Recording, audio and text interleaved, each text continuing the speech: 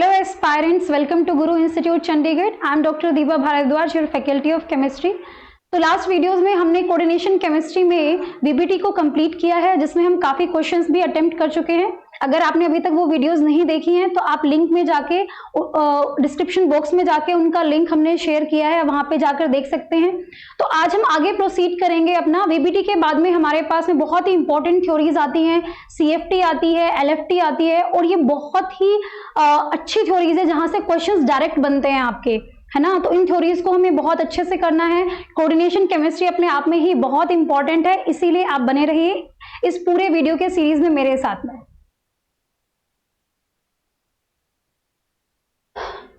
हम बात कर रहे हैं सीएफटी के बारे में, क्रिस्टल फील्ड थ्योरी.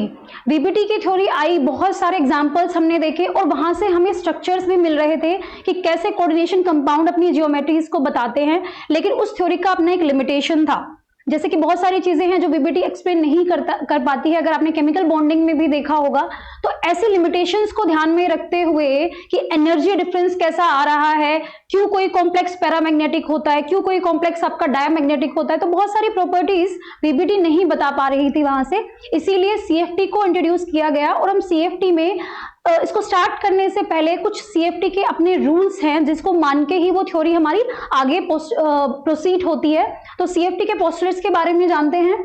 यहाँ पे लिगेंड्स को एक पॉइंट चार्ज की तरह माना गया. बीबीटी में अगर आप देखेंगे, मैंने बताया था वहां पे कि हम मानते हैं कि बीबीटी में माना गया कि कोवलेंट बॉन्ड होता है. जो कोऑर्डिनेशन बॉन्ड है वो एक टाइप का कोवलेंट बॉन्ड उसका ओरिजिन है, इसीलिए उसको डेटिव कोवलेंट बॉन्ड भी मानते हैं. बट सीएफटी में माना गया कि जो कोऑर्डिनेशन कंपाउंड्स होते हैं वो आयोनिक कंपाउंड्स होते हैं, और इसमें हमें जो हमारे लिगेंड्स हैं, मेटल्स हैं, उनको हम पॉइंट चार्जेस मान के चलते हैं. तो पहली चीज तो ये है. दूसरा, अब इसमें हम मान रहे हैं कि आयंस हैं, तो यहाँ पे इलेक्ट्रोस्टैटिक फोर्स होता है. तीसरी बात यहाँ पे ये करी गई है कि जितनी भी हम बातें करने वाले हैं मेटल की, उसमें हम डी इलेक्ट्रॉन्स के बारे में बात करेंगे. हम जानते हैं कि हमारा कोऑर्डिनेशन कंपाउंड पूरा का पूरा ट्रांजिशन एलिमेंट्स के बेसिस पे ही आता है, जिसमें हमारे पास में क्या होता है, डी ब्लॉक जो एलिमेंट्स हैं वो आते हैं मोस्टली स्कैंडियम से, और हम कहां तक जाते हैं, जिंक तक जाते हैं. तो वहां पे आप देखेंगे कि जो फिलिंग ऑफ इलेक्ट्रॉन्स है, जो वैलेंस शेल इलेक्ट्रॉन्स है, वो डी इलेक्ट्रॉन्स होते हैं. तो इसमें सीएफटी के अंदर हम वैलेंस शेल इलेक्ट्रॉन्स की, मतलब डी इलेक्ट्रॉन्स को ही इंक्लूड करने वाले हैं. तो आप इनको लिख सकते हैं, नोट्स बनाइए प्लीज. जब भी आप कोई वीडियो देख रहे हैं तो साथ में आप नोट्स बना सकते हैं. इसका अगर आपको पीडीएफ चाहिए तो भी आप हमसे कांटेक्ट कर सकते हैं. हमें बताइए कमेंट बॉक्स में कि क्या आपको इसका पीडीएफ चाहिए और क्या क्या चीजें हैं जिसकी आपको अभी रिक्वायरमेंट है अपनी प्रिपरेशन के अंदर. ये बता चुकी हूं मैं, पॉइंट चार्जेस हमें लेके चलना है. अट्रैक्शन जो होती है वो प्योरली इलेक्ट्रोस्टैटिक होती है, आयनिक में हमारा प्योरली इलेक्ट्रोस्टैटिक होता है. Third, property of the metal complexes are explained based on the d orbitals of the metal. ये मैं आपको अभी बता चुकी हूं, तो इसका हमें ध्यान रखना है. इसमें देखिए, separated metal and ligands at high energy. जैसा कि हम जानते हैं, हमारा जब मेटल और लिगेंड या फिर कोई भी, आपने दो एटम्स को भी देखा होगा, जब वो एक दूसरे से पास में आ रहे होते हैं तो उनकी अपनी इंडिविजुअल एनर्जी होती है जो कि हाई एनर्जी पे मानते हैं, और जैसे ही वो कॉलिजन के लिए आते हैं तब उनका क्या होता है, रीडिस्ट्रीब्यूशन ऑफ एनर्जी होता है. तो सिमिलर वैसा ही केस है. मान के चल रहे हैं कि अगर ये मेरा लिगेंड है यहाँ पे और ये हमारा मेटल है, तो लिगेंड किसी डिस्टेंस पे इसको अप्रोच करेगा. ओके, तो यहाँ पे जब आपका लिगेंड अप्रोच कर रहा है जिसके पास में एक न्यूक्लियस है, हाई नंबर ऑफ इलेक्ट्रॉन्स हैं, तो वो क्या करते हैं, मेटल के जो ऑर्बिटल्स हैं उनकी एनर्जी को रीडिस्ट्रीब्यूट करते हैं. ये सीएफटी ने हमें कहा है. Electrostatic attraction between the metal and ligands leading to stabilisation. क्या बोल रहे हैं इसमें कि यहाँ पे जब लिगेंड मेटल को अप्रोच कर रहा होता है तो वो क्या करेगा, रीडिस्ट्रीब्यूशन ऑफ एनर्जी होता है, और जो इनके बीच में फोर्स ऑफ अट्रैक्शन है वो मेटल के जो हमारे पास में ऑर्बिटल्स होते हैं, मैं डी ऑर्बिटल्स की बात करूंगी यहाँ पे, एंड दिस इज 5. तो हमारे पास में क्या होता है, 5 डी ऑर्बिटल्स होते हैं यहाँ पे. डी ऑर्बिटल्स हैं. तो ये क्या कह रहे हैं कि जैसे ही लिगेंड कनेक्ट करता है, कोऑर्डिनेट करने की कोशिश करता है मेटल को, तो वो उसको स्टेबलाइज करता है वहां के ऑर्बिटल्स को एनर्जी के अकॉर्डिंग. उसी को ही हम क्या बोलते हैं, स्टेबलाइजेशन एनर्जी बोलते हैं, या फिर बोलते हैं crystal field stabilisation energy. Destabilization due to ligand electron metal d electrons repulsion in a spherical field. मतलब कि क्या होता है कि अगर हमारे पास में लिगेंड जब अप्रोच कर रहा है तो न्यूक्लियस का और इलेक्ट्रॉन से तो अट्रैक्शन होता है, and at the same time ligand क्या कर रहा होता है, लिगेंड के जो इलेक्ट्रॉन्स होते हैं वो मेटल के इलेक्ट्रॉन्स को रिपेल भी कर रहे होते हैं, जिससे क्या होता है, डीस्टेबलाइजेशन भी होता है। तो देखिए यहाँ पे दोनों के दोनों प्रोसेस साथ में चल रहे हैं कि एक तो न्यूक्लियस तो इलेक्ट्रॉन्स को क्या करेगा, अट्रैक्ट करेगा, जिससे स्टेबलाइजेशन होगा वहां पे, और अगर रिपल्शन हो रहा है तो उससे क्या होता है, डीस्टेबलाइजेशन होता है, और दोनों ही चीजें मिलकर ये क्या बनाती है, रीडिस्ट्रीब्यूशन ऑफ एनर्जी को क्रिएट करेंगे, और उससे हमारे पास में क्या होता है, स्प्लिटिंग होती है एनर्जी लेवल्स की। तो देखिए यहाँ पे जैसे कि हमने यहां से आप अच्छे से समझ सकते हैं कि ये क्या है, सेपरेटेड मेटल एंड लिगेंड्स है जिनकी एनर्जी यहाँ पे है, ये ग्राफ दिया है और यहाँ पे ये एनर्जी टर्म है। यहाँ पे इलेक्ट्रोस्टैटिक अट्रैक्शन होने के बाद में जो लिगेंड एंड हमारे पास में जो मेटल है उसमें कुछ इस टाइप से होगा। देखिए यहाँ पे energy metal ion, metal plus ligand यहाँ पे आते हैं और फिर रीडिस्ट्रीब्यूट करने के बाद में हमारे पास में यहाँ पे क्या हो जाती है, स्प्लिटिंग हो जाती है डी ऑर्बिटल्स की। ये एग्जांपल में दिखाया गया ऑक्टाहेड्रल कॉम्प्लेक्सेस के लिए, ऐसे भी समझ सकते हैं जैसा कि हम बनाते हैं अपने,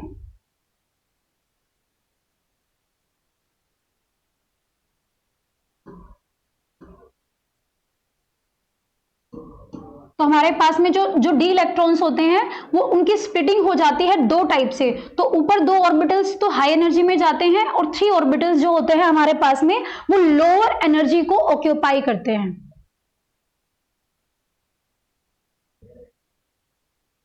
orbital affected when ligand approach a metal ion in an octahedral arrangement. देखिए ये बहुत ही इंपॉर्टेंट बात है हमारी, जब हम ऑक्टाहेड्रल एनवायरनमेंट की बात कर रहे होते हैं, हमारे पास में ये मेटल है, अगर मैं बोलूं कि लिगेंड अप्रोच कर रहा है यहाँ पे,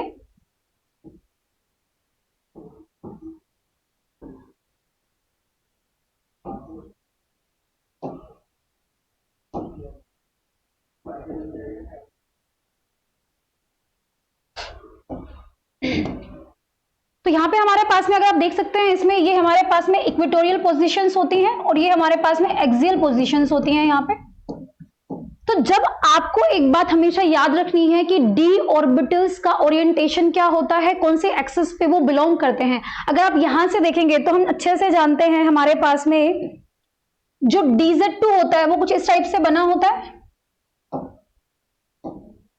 दिस इज DZ2 इस टाइप से होता है, और DX2 एंड Y2 भी हमारा क्या होता है, Z एक्सिस पे होता है। तो जो मेटल के वो ऑर्बिटल्स जो कि मेन एक्सिस पे हैं, Z एक्सिस पे हैं। अब देखिए आप यहाँ पे लिगेंड्स जो यहाँ पे हैं, जो एक्सियल पोजीशन पे जो लिगेंड होता है वो डायरेक्ट अप्रोच कर रहा होता है, तो डायरेक्ट अप्रोच में वो किसको करेगा, Z एक्सिस पे जो ऑर्बिटल्स होते हैं DZ2 एंड DX2Y2,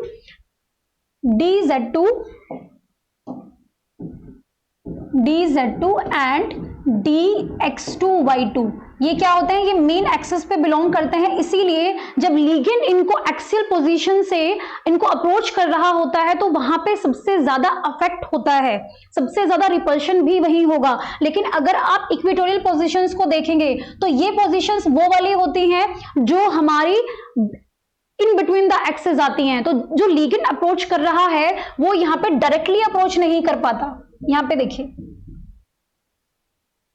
जब लिगेंड अप्रोच कर रहा है तो वो डायरेक्ट एक्सिस के बीच में नहीं कर पाता, और यहां पे कौन से अपने मेटल के हमारे ऑर्बिटल्स होते हैं, DXY, DYZ एंड DZX। तो ये 3 ऑर्बिटल्स होते हैं जिनको लिगेंड अप्रोच करने की ट्राई कर रहा है, बट वहां पे हमारे पास में क्या होता है, ये तीनों के तीनों orbitals in between the axis होते हैं। इनके जो लोब्स होते हैं, अगर आप यहां से देखेंगे जो लोब्स होते हैं हमारे पास में वो इन बिटवीन द एक्सिस हैं, इन बिटवीन द एक्सिस। तो यहां पे जो रिपल्शन है वो उतना इफेक्टिव नहीं होता जितना कि कहां पे होता है, DZ2 और DX2Y2 में होता है। इसीलिए जब स्प्लिटिंग होती है तो जो डायरेक्टली अप्रोच करेगा, अगर आपको कोई धक्का मारा है सामने से तो आपको ज्यादा उसका इफेक्ट होगा, और अगर कोई साइड से आएगा और आप भी साइड में ही हो, तो वहां से जरूरी नहीं है कि वो जितना धक्का जैसे आपको अप्रोच पुश करना चाह रहा है वो उतना कर पाए, लेकिन डायरेक्टली हम किसी को पुश करेंगे सामने से तो हम ज्यादा उसको रिपेल कर सकते हैं। सिमिलर चीज आपको यहाँ पे लगा के चलनी है कि dz2 एंड dx2y2 क्या होता है, सामने होते हैं, एक्सिस के ऊपर होते हैं, तो वहां पे लिगेंड ज्यादा रिपेल कर पाता है, इसीलिए उनकी एनर्जी क्या हो जाती है, हाई हो जाती है। And at the same time जो हमारे पास में ये तीनों ऑर्बिटल्स हैं, इनकी एनर्जी क्या हो जाती है, डाउन हो जाती है यहाँ पे। सो यहाँ पे dz2 एंड dx2y2 है, ऐसे हैं। ये हमारे पास में क्या है, पांचों के पांचों d ऑर्बिटल्स हैं हमारे, जो कि हम मान के चल रहे हैं कि जैसे लिगेंड ने अप्रोच किया उसको, तो ये एनर्जी के साथ में कहां पे आ गए हैं, एक्साइटेड स्टेट में। This is first excited state, excited state में आए हैं, and this is a momentary excited state, क्योंकि जैसे ही ये एक्साइटेड स्टेट में एक साथ आते हैं, लिगेंड ने अप्रोच किया और सारे के सारे ऑर्बिटल्स हाई एनर्जी में पहुंच गए, उसके जस्ट बाद इनकी स्प्लिटिंग हो जाती है। इसलिए याद रखना है कि ग्राउंड स्टेट से सीधा स्प्लिटिंग नहीं होती है। ग्राउंड स्टेट के बाद में पहले एक हाइपोथेटिकल एक्साइटेड स्टेट होती है, जहां पे पांचों के पांचों ऑर्बिटल्स सेम एनर्जी लेवल पे होते हैं, उसके बाद में हमारी क्या होती है, स्प्लिटिंग होती है। तो ये dz2 एंड dx2y2 क्या है, हायर एनर्जीज के हैं।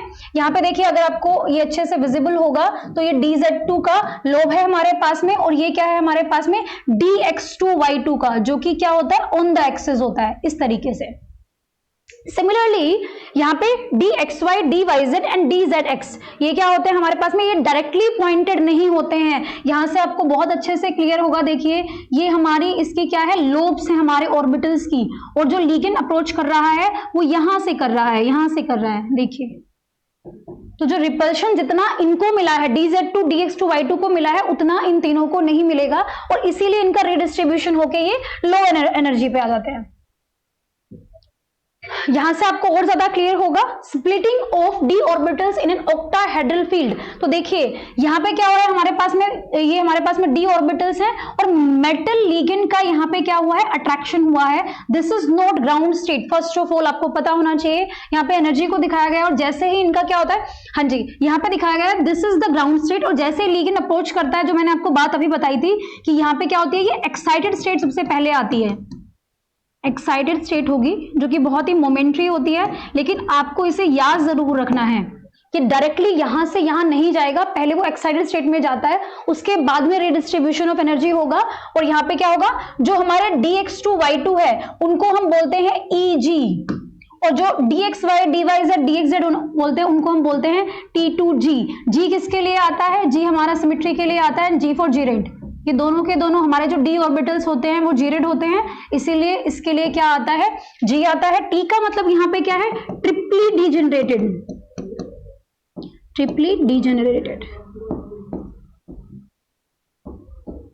तो ये चीजें आपको याद रखनी है। आप इन दोनों टर्म से याद कर सकते हैं कि जो नीचे हमारे पास में 3 ऑर्बिटल्स आ रहे हैं वो ट्रिपली डीजेनरेटेड हैं, और G किसके लिए यूज हो रहा है, यहाँ पे सिमेट्री के लिए यूज हो रहा है। तो इस तरीके से इनका रिडिस्ट्रीब्यूशन हुआ है। यहाँ पे जो एनर्जी इनकी है, ये वाली अगर आप देखेंगे, जिस सेंटर के ऊपर ये हाइपोथेटिकल स्टेट में है उसको बोलते हैं बेरी सेंटर, बेरी सेंटर इसको बोलते हैं। और यहाँ पे जो टोटल एनर्जी इसकी होती है वो dq में, या फिर 2 टर्म्स होती हैं हमारे पास में, दिस इज डेल ओ, ये क्या होता है हमारे पास में, डेल्टा ओ, डेल ओ इसको बोलते हैं, जो कि हमारे पास में एनर्जी की टर्म होती है। इसको डेल ओ को हम रिप्रेजेंट करते हैं किसके लिए, ऑर्बिटल्स की एनर्जी के लिए, या फिर हम इसको dq से भी कर सकते हैं, dq से भी कर सकते हैं यहाँ पे। तो जो ऊपर वाला हमारे पास में Eg का बेरी सेंटर से जो एनर्जी का डिफरेंस होता है वो होता है +0.6 डेल ओ, और जो नीचे वाला होता है, मतलब कि आप देखिए यहाँ पे क्या हो रहा है, नीचे की तरफ मतलब नेगेटिव उसमें जा रहा है, इसीलिए -0.4 डेल ओ। ये बहुत ही जगह यूज होने वाला है, इसीलिए आपको इसका जरूर पता होना चाहिए। और ये हमारे पास में हो जाएगा, अगर dq में हम करेंगे तो dq हमारा 10 की टर्म में आता है, मतलब कि यहाँ पे क्या होगा, 6 dq होगा 0.6 डेल्टा ओ के लिए, एंड यहाँ पे क्या हो जाएगा, दिस इज 4 dq, क्योंकि टोटल जो हमारे पास में एनर्जी होती है वो हमारे पास में कितनी होती है, 10 dq होती है, या फिर 1 डेल्टा ओ। तो ये चीजें आपको बहुत ज्यादा ध्यान रखनी है। यहाँ पे जीरेड अनजीरेड के बारे में आई गेस आपको पता होगा। जीरेड मतलब क्या होता है, जिसकी प्लेन ऑफ सिमेट्री जो सिमेट्रिकल होगा, अपनी symmetrical with respect to the centre of inversion. Symmetrical with, ये मैं पहले भी करा चुकी हूं, और ये हमारे पास में केमिकल बॉन्डिंग में आता है। सेकेंडली हमारे पास में यहाँ पे है अनजीरेड। अनजीरेड का क्या होता है, एंटी सिमेट्रिक। तो यू कहां पे यूज होता है, पी ऑर्बिटल्स हमारे कैसे होते हैं, एंटी सिमेट्रिक होते हैं।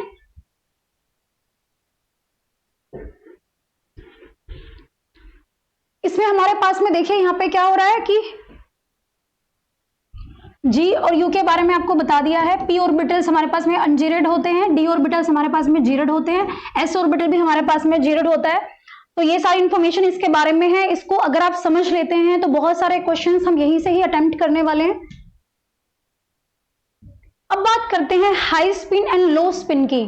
हमने अपने लास्ट वीडियोस में बात की है आपसे कि वहां पे हम बात कर रहे हैं कि लो फील्ड लिगेंड्स कौन से होते हैं, है ना, high field ligands, strong field ligands की हम बात कर रहे थे। स्ट्रॉन्ग फील्ड्स कौन से होते हैं, वीक फील्ड्स कौन से होते हैं, है ना। तो इनके बारे में लिगेंड्स का आपको पूरा इंफॉर्मेशन होना चाहिए। अगर आप जानते हैं तो प्लीज आप इन क्वेश्चंस को बहुत अच्छे से कर सकते हैं। अगर नहीं जानते हैं तो सबसे पहले आपको जो काम करना है वो क्या करना है कि आपको लिगेंड्स का स्पेक्ट्रोकेमिकल सीरीज में जाके आप देखिए कि किसका क्या ऑर्डर आता है, कौन सा लिगेंड हमारा वीक फील्ड होता है, कौन सा लिगेंड हमारा स्ट्रॉन्ग फील्ड होता है, और उसके अपने रीजंस भी होते हैं जो कि हम ऑलरेडी डिस्कस कर चुके हैं।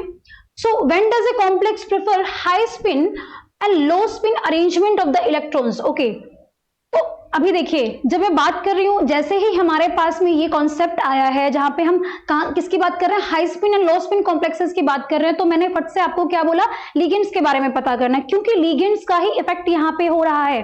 जब मेटल को लिगेंड अप्रोच करता है तो वहां पे लिगेंड का अपना कैसा नेचर है वो बहुत ज्यादा मैटर करता है। तो लिगेंड अगर हमारे पास में स्ट्रॉन्ग फील्ड है, आप नाम से भी कनेक्ट कर सकते हैं। स्ट्रॉन्ग फील्ड होने का मतलब क्या है कि स्ट्रॉन्ग फील्ड अगर होगा तो वो जो हमारे पास में ऑर्बिटल्स में इलेक्ट्रॉन्स हैं, मेटल के पास में जो इलेक्ट्रॉन्स हैं वो उनको पेयर अप कराने की क्षमता रखेगा, कैपेबल होता है। लेकिन अगर हमारा वीक फील्ड लिगेंड है तो वो पेयर अप नहीं करा सकता। इसीलिए यहां से आप याद करेंगे कि अगर हमारे पास में डेल ओ मतलब कि मेरे पास में जो CFSC है that is less than pairing energy, तो इसका मतलब क्या होगा, अगर पेयरिंग एनर्जी ज्यादा है तो क्या बना देगा, वो हाई स्पिन बनाएगा। पेयरिंग एनर्जी ज्यादा है डेल ओ से, इसीलिए वो पेयरिंग नहीं करा पाएगा।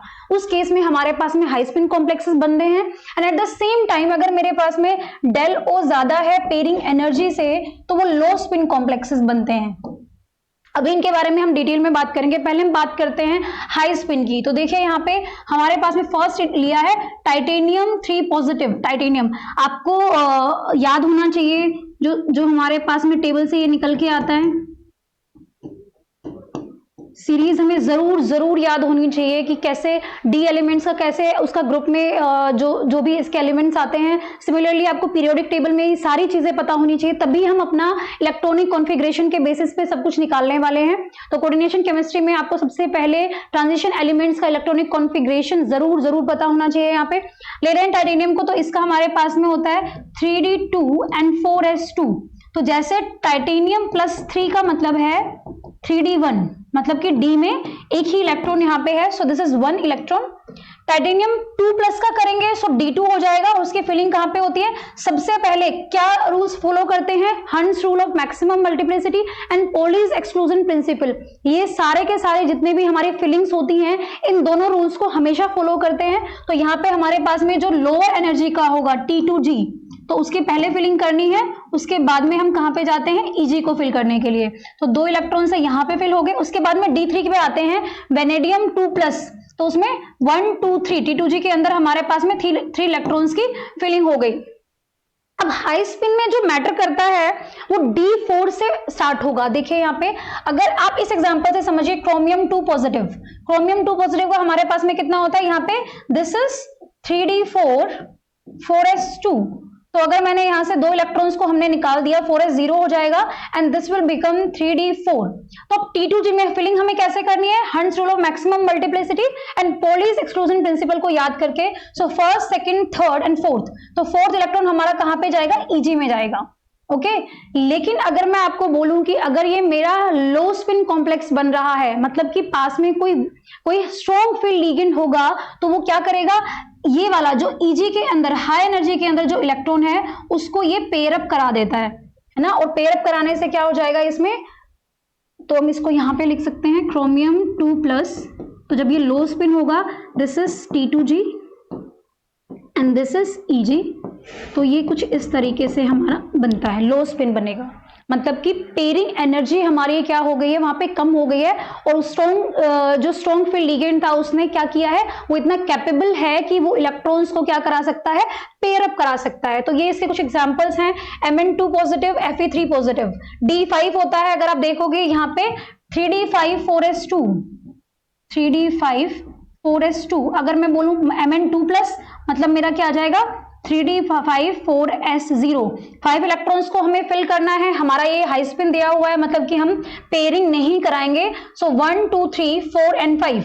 देखिए यहाँ पे अगर इसी को मैं बोलूं ये लो स्पिन होगा, तो लो स्पिन के अंदर दोनों इलेक्ट्रॉन्स हमारे क्या हो जाते हैं, पेयर अप हो जाएंगे। और उस केस में जो प्रॉपर्टीज हैं वो बहुत ज्यादा डिफरेंट आती हैं, CFSE की वैल्यू भी डिफरेंट आती है। इन्हीं का ही लो स्पिन नीचे निकाला गया है। तो देखिए ये हमारे पास में लो स्पिन के अंदर पेयरिंग करा दी है। उसके बाद में फिर से कोबाल्ट 2+ को देखिए D7 में करेंगे, तो यहाँ पे हमें 1 2 3 4 5 6 7, तो यहाँ पे 7 की फिलिंग करा दी। लेकिन अगर ये लो स्पिन बना तो ऊपर का जो एक इलेक्ट्रॉन है वो नीचे आके पेयर अप हो जाएगा।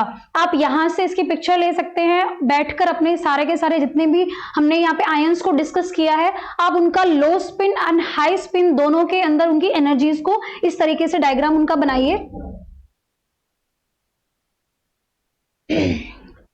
अभी मैंने बात की है कि हाई स्पिन बन रहे हैं, लो स्पिन बन रहे हैं, तो क्या चेंजेस आते हैं, बहुत सारे चेंजेस आते हैं। एनर्जी के अंदर चेंज आता है, और क्या मैग्नेटिक प्रॉपर्टीज के अंदर। देखिए जैसे कि हमने अपनी लास्ट वीडियो इसमें लास्ट स्लाइड में देखा है, यहाँ पे जैसे ही हमारे हाई स्पिन बनते हैं तो हम इससे अगर स्पिन मैग्नेटिक मोमेंट की मैं बात करूं, स्पिन मल्टीप्लिसिटी की बात करें, तो हमें पता है कि इसकी मेरी वैल्यू क्या होती है, ये +1/2 होता है।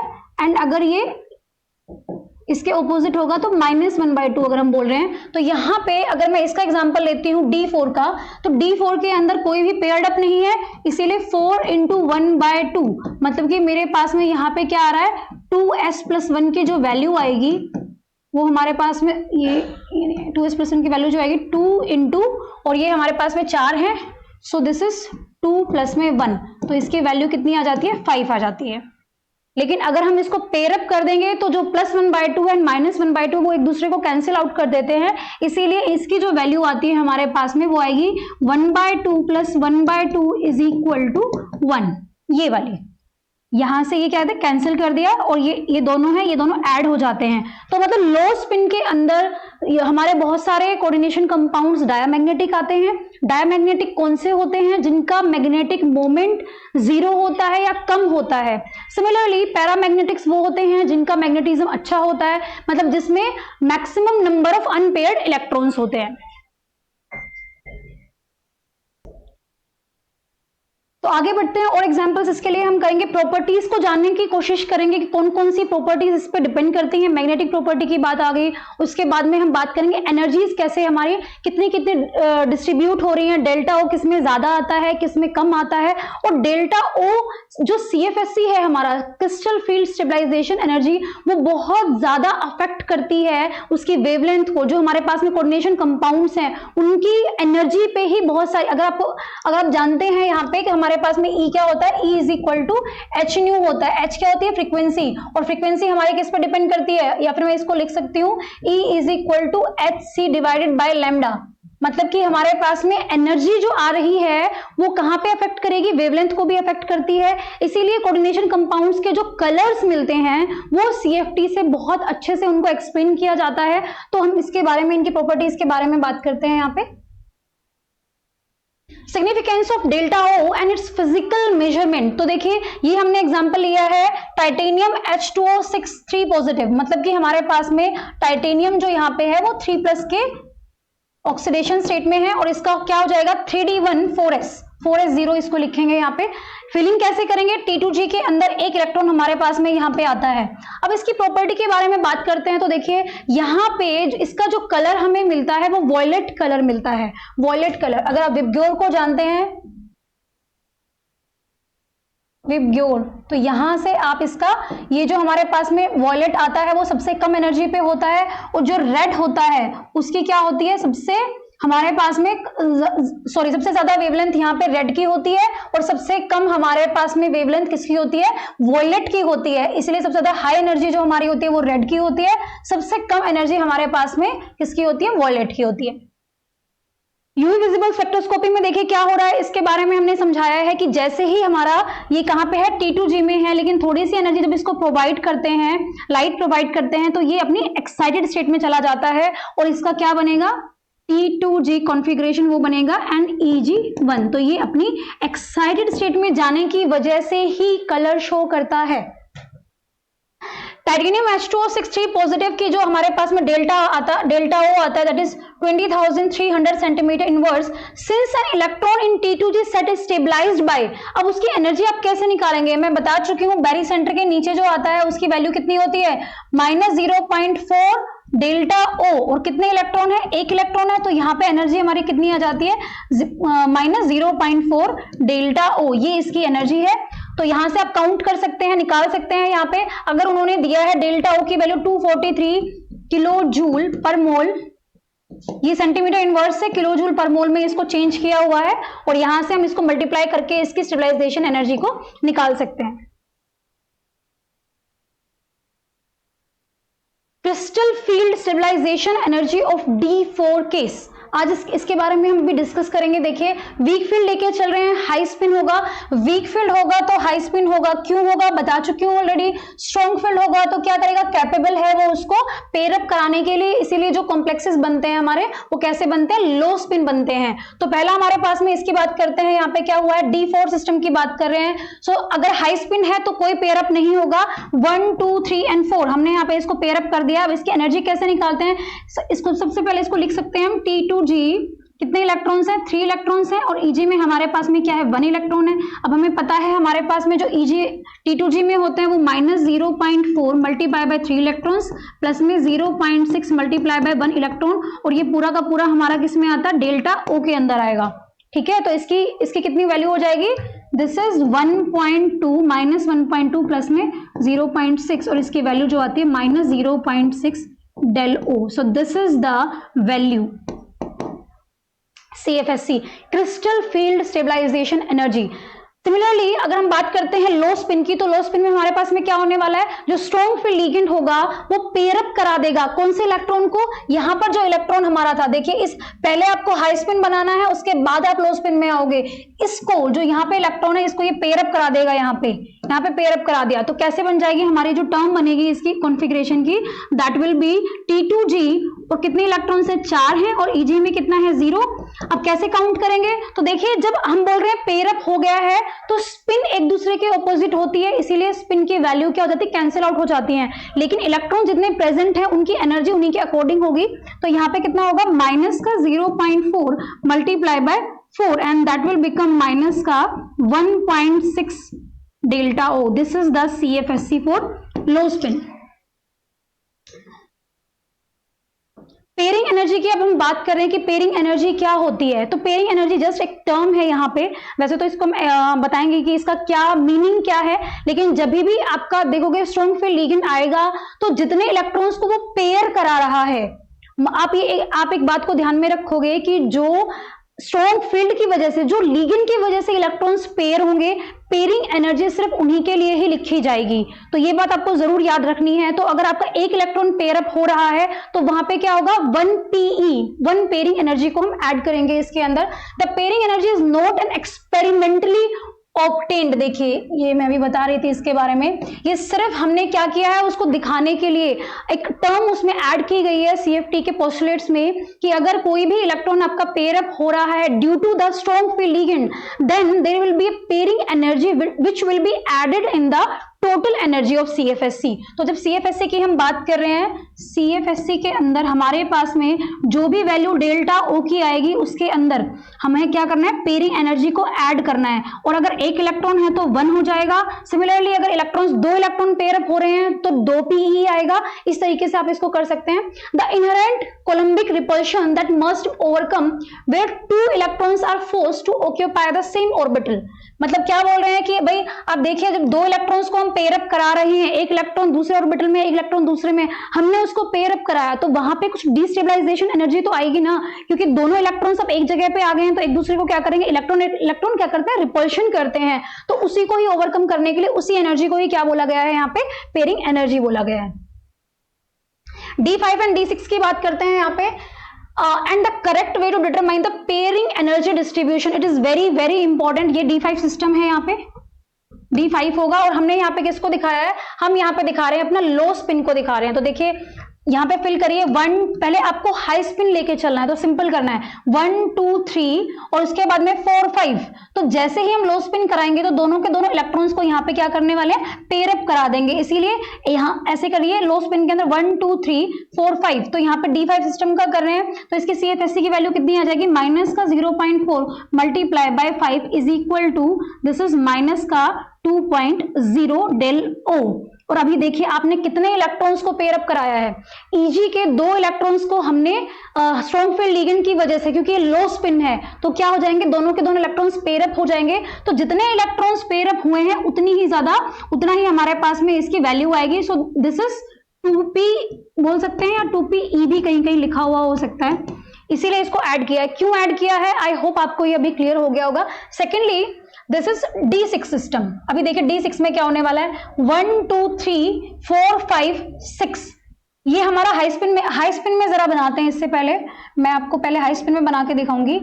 T2G and this is Eg। तो ये कैसे होगा, 1 2 3 4 5 एंड दिस इज 6। ये हमारा हाई स्पिन का था। अब मैंने बोला लो स्पिन में बनाना है, स्ट्रॉन्ग फील्ड लिगेंड को का इसमें यूज होगा। तो ये दोनों के दोनों इलेक्ट्रॉन्स क्या है, वो पेयर अप होके T2G के अंदर ही चले जाएंगे। अब आप मुझे बताइए कि इसके अंदर 2 मिनट के लिए आप इसको पॉज कीजिए और बताइए कि इसकी जो पेयरिंग एनर्जी हम ऐड कर रहे हैं दैट विल बी 2 और 3। It will be only 2। क्यों होगी 2, क्योंकि देखिए यहाँ पे ऑलरेडी जो एक इलेक्ट्रॉन पेयर हुआ है वो हमारा जो हम फिलिंग कर रहे हैं नॉर्मल तरीके से, जब हम फिलिंग करते हैं हाई स्पिन के अंदर, तो यहाँ पे जो ये फिलिंग हुई है ये लिगेंड की वजह से नहीं हुई है, ये तो हमारे रूल्स की वजह से हुई है, जिसको हमने फॉलो अप किया है, हंस रूल को फॉलो अप किया है, तो उसकी वजह से हो रही है। ये लिगेंड की वजह से नहीं है, लिगेंड की वजह से 2 इलेक्ट्रॉन पेयर हो रहे हैं। इसीलिए यहाँ पे हमारे पास में CFSC की जो वैल्यू आ रही है, मतलब कि माइनस का 0.4 मल्टीप्लाई बाय 6 प्लस में 2p। ये 2p किसकी वजह से आया है, ये इन दोनों इलेक्ट्रॉन्स की वजह से आया है जो ऊपर से आके पेयर अप हो गए हैं। इस बात का आपको ध्यान रखना है। It will not be 3p नहीं होगा, इस बात पे आपको ध्यान जरूर देना है।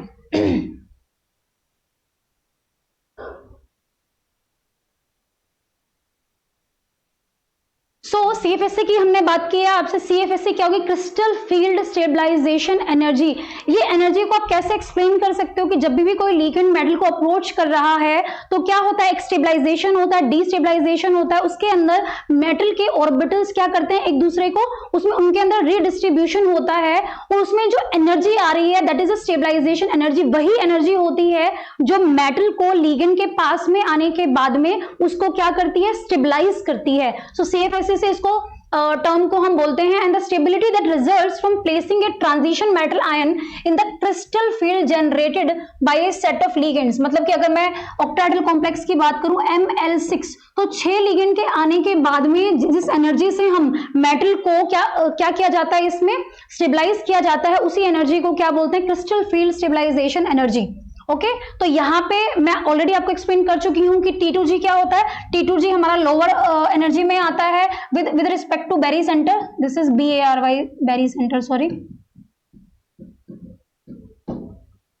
एंड नेक्स्ट इज EG क्यों आता है, हाई एनर्जी पे ऑलरेडी बता दिया है कि लिगेंड सामने से अप्रोच कर रहा होता है तो ज्यादा रिपल्शन होता है वहां पे, इसीलिए वो हाई एनर्जी के अंदर चले जाते हैं। सो अभी आज हमने आपसे जो बात की है CFSC कहाँ कैसे इसमें इंट्रोडक्शन कैसे आया, क्या क्या प्रॉपर्टीज बताता है, बहुत सारी प्रॉपर्टीज हैं जिनको हमें डिस्कस करना है।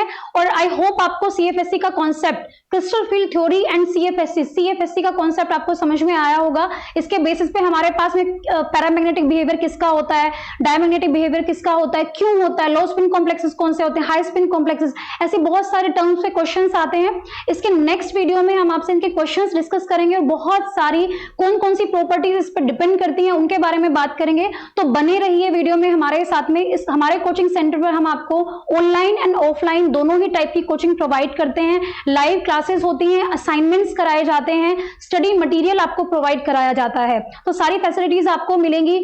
यहाँ पर हम अपने CSIR नेट के प्रीवियस ईयर के क्वेश्चन पेपर्स, गेट के प्रीवियस ईयर के क्वेश्चन पेपर्स, टाइफर, IIT जैम, जितने भी ऑल ओवर इंडिया एग्जाम्स होते हैं कॉम्पिटेटिव, उन सबके क्वेश्चंस हम आपको कराते हैं ताकि आप ज्यादा से ज्यादा क्वेश्चंस कर सकें। और जितने ज्यादा आप क्वेश्चन करेंगे, देखिए ये मेरा खुद का एक्सपीरियंस है, JRF क्वालिफाई करने के लिए अगर आपका टारगेट है कि आपको JRF करना है तो आपके मार्क्स अच्छे होने चाहिए, C पार्ट आपका स्ट्रॉन्ग होना चाहिए। तो उसके लिए आपको थ्योरी के साथ में ज्यादा से ज्यादा क्वेश्चंस की प्रैक्टिस करनी है।